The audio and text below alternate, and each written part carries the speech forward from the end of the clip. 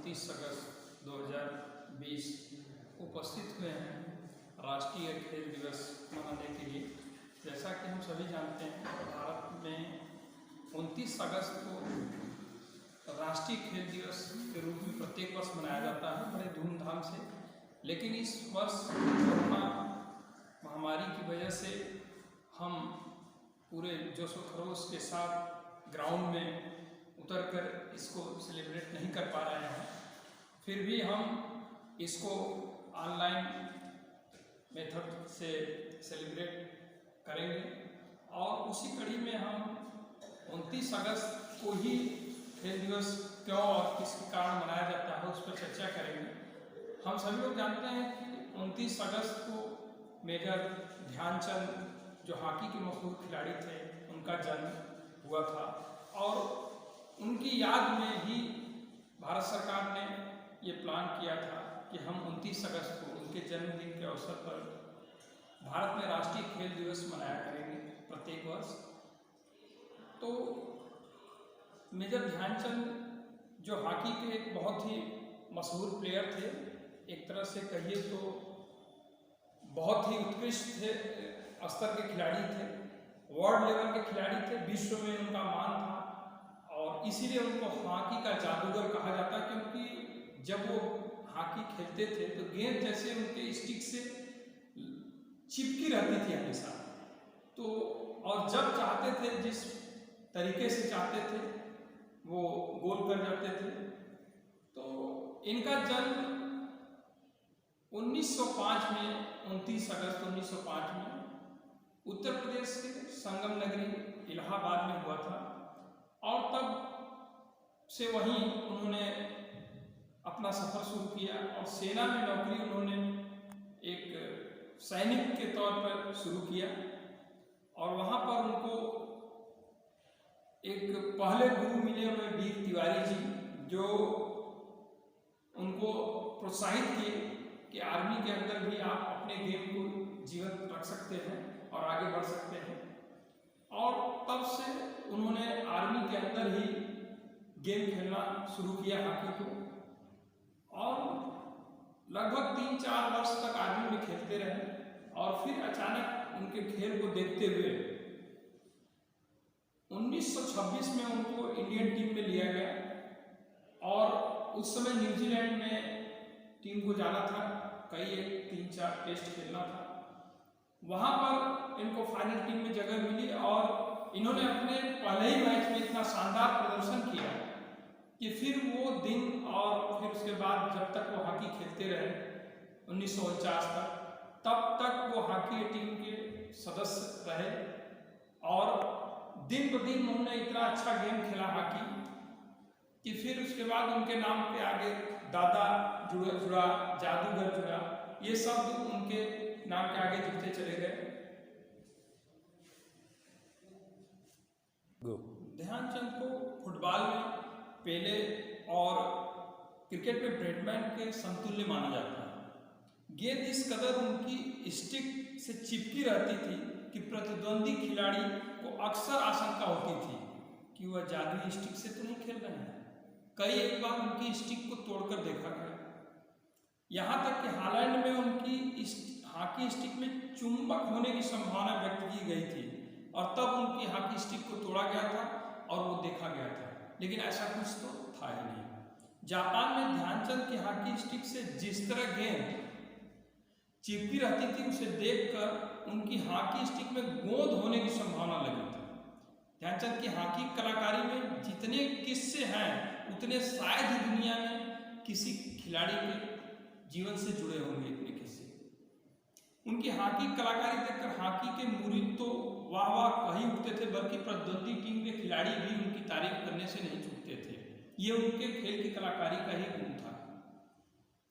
उनकी कलाकारी में मोहित होकर ही जर्मनी के रुडोल्फ हिटलर सरीखे जिद्दी सम्राट ने उन्हें जर्मनी से खेलने के लिए उस समय आमंत्रित किया था, लेकिन उन्होंने बड़े ही साफगोई से अस्वीकार कर दिया, क्योंकि उनके अंदर देश प्रेम कूट कूट कर भरा हुआ था कि हम अपने देश के लिए ही खेलेंगे और अपने देश के लिए ही मेडल ले आएंगे। वियना में ध्यानचंद के 4 हाथ में 4 हॉकी स्टिक लिए एक मूर्ति लगाई गई है, जो वर्ल्ड में अपने आप में अनोखी है और एक ही खिलाड़ी की और एक ही जगह पे बनी हुई है, वियना में, ऑस्ट्रिया की राजधानी में। जब ये ब्राह्मण रेजिमेंट में थे उस समय मेजर बले तिवारी ने इनको बहुत प्रोत्साहित किया था, जैसा कि मैंने पहले बताया है।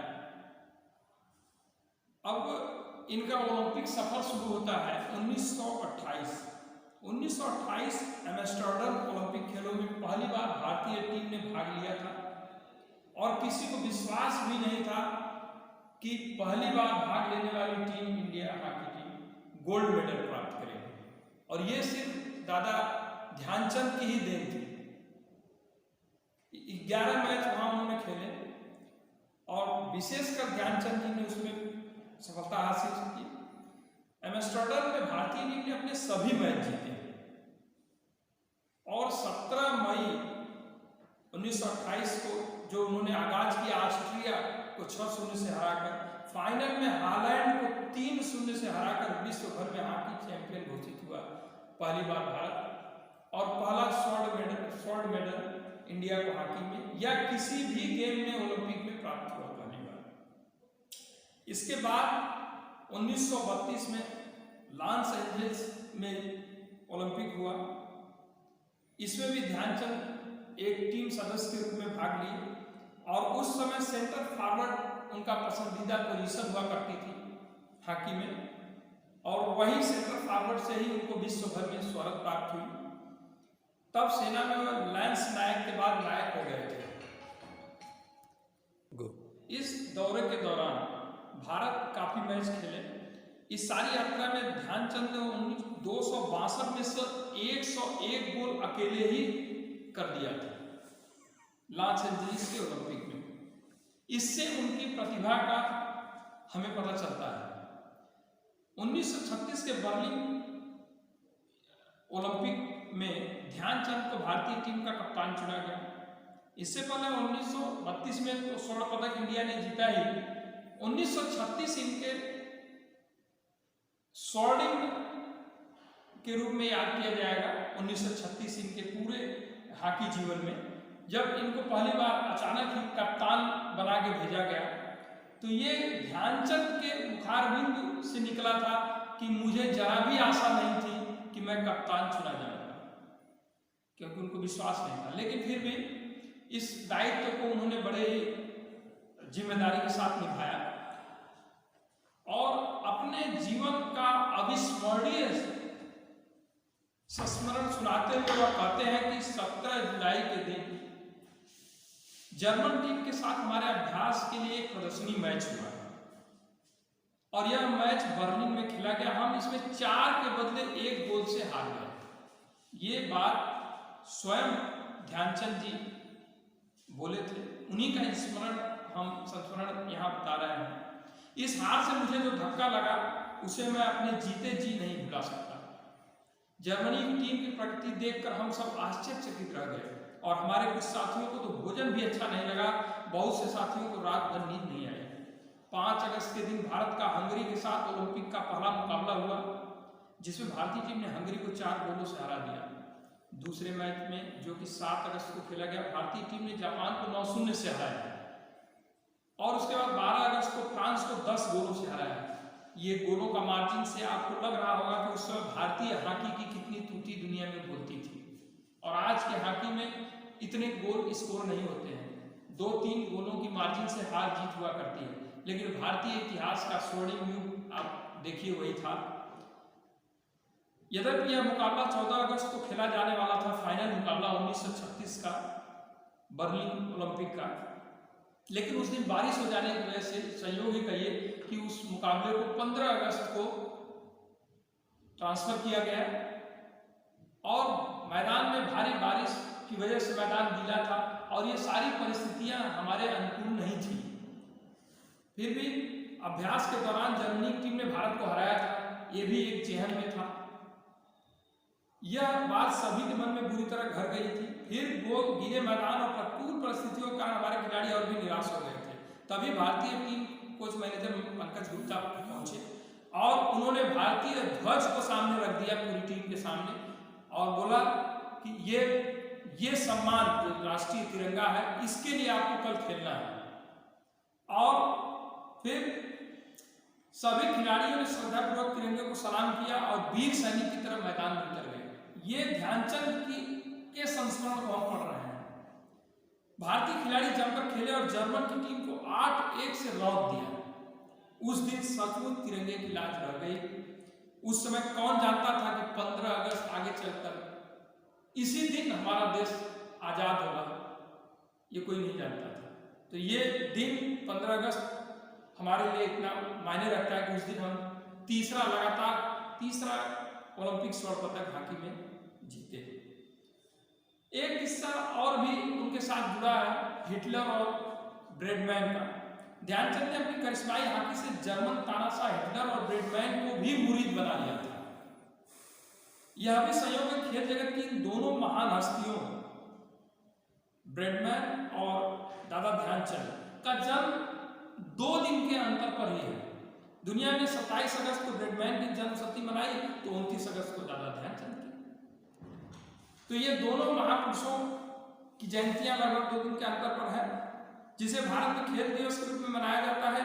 ब्रेडमैन हॉकी के जादूगर से उम्र में 3 साल छोटे थे।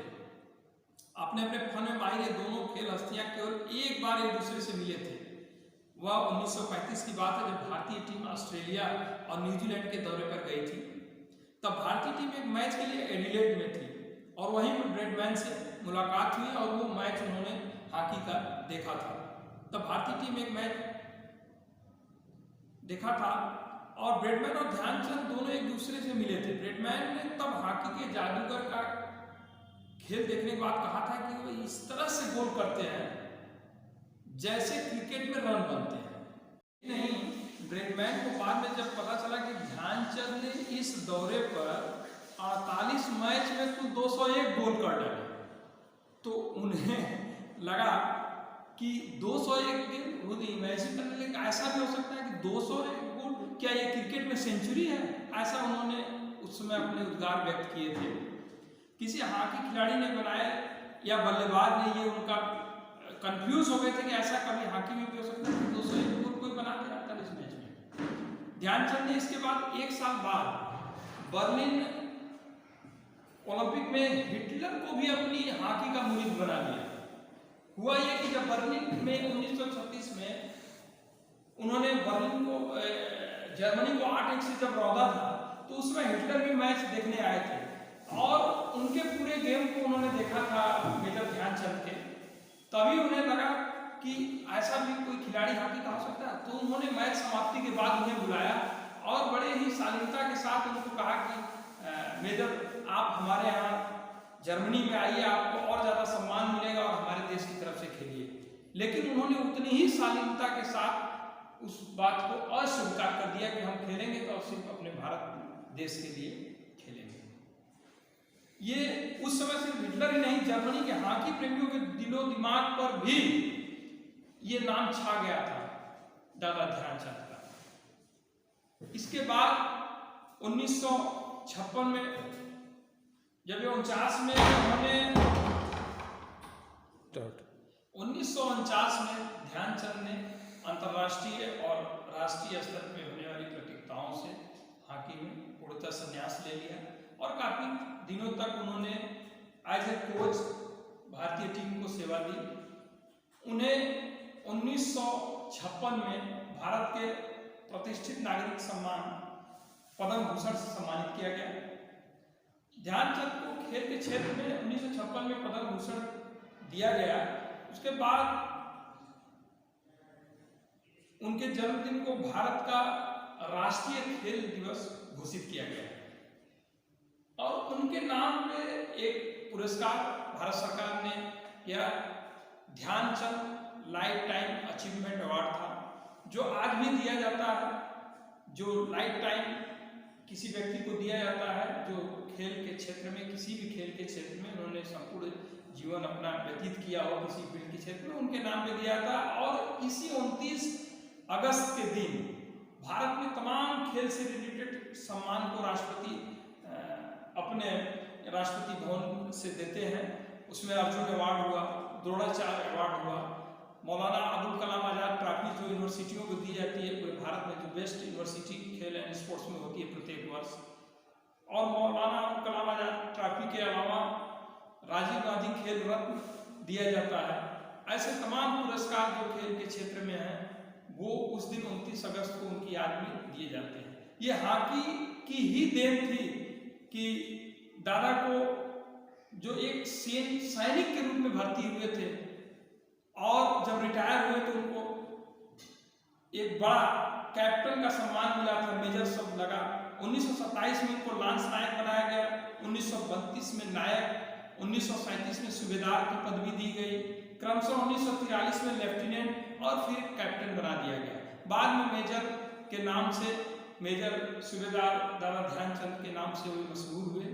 और आज पूरा देश 29 अगस्त 2020 को उनके नाम पे खेल दिवस के रूप में पूरे भारत में मनाया जा रहा है। सभी विद्यालयों, यूनिवर्सिटियों और पूरे भारत में हर जगह पे मनाया जा रहा है।